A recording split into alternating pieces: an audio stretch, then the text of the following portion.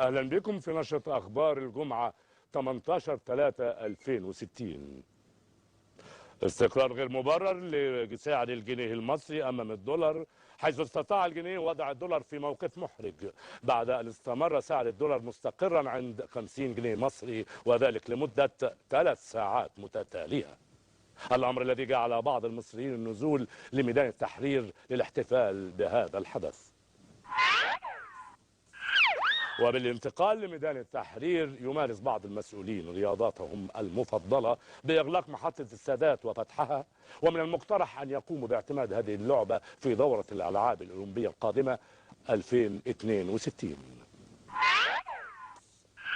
وبخصوص الأولمبياد، استطاع الفريق المصري لأمناء الشرطة أن يحصلوا على المركز الأول في رياضة قتل المدنيين والمعروفة إعلاميا بالحالات الفردية، واستطاعوا أن يحققوا رقما قياسيا عالميا جديدا بعد أن قتلوا أكثر من 50 مواطن في 10 ثواني و11 جزء من الثانية. مبروك يا أولاد.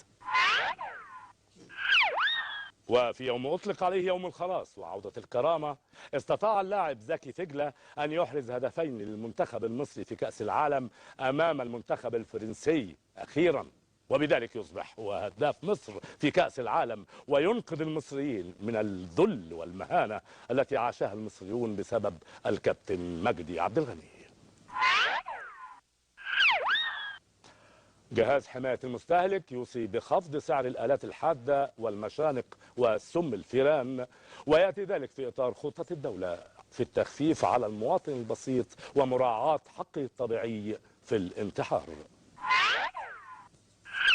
ومن ناحيته، أكد الفريق أول عبد العاطي نجاح اختراعه الأخير، جهاز الانتحار عن بعد، وقد تم التأكد من كفاءة الجهاز بعد تجربة عشوائية على حوالي 3000 مواطن. أكدوا جميعا ورثتهم أنهم يشعرون الآن براحة تامة.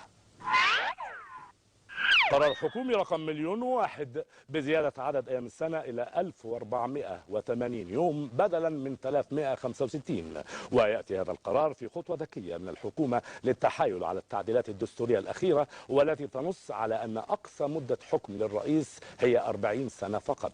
وبهذا القرار تصل المدة الحمد لله إلى 120 سنة من غير ما حد يحس، وكله الحمد لله بالقانون. قرار حكومي رقم 1,000,002 بتغيير لقب منصب رئيس الجمهورية إلى القائد الأول، وذلك بعد أن أثبتت الأبحاث وجود شبهة مدنية في لقب الرئيس. قرار حكومي رقم 1,000,003 بعدم نشر القرارات السابقة في الجريدة الرسمية نظرا للنقص الحاد في الحبر والورق والمطابع، ده غير أصلا أن الجرايد اتلغت من زمان. دولة إسرائيل الشقيقة تواصل قصف مدن القناة بالصواريخ تزامنا مع هبوب الرياح الغربية العكسية التي تسببت في عودة الصواريخ سالمة بحمد الله إلى ميناء إيلات. شكرا لمتابعتكم.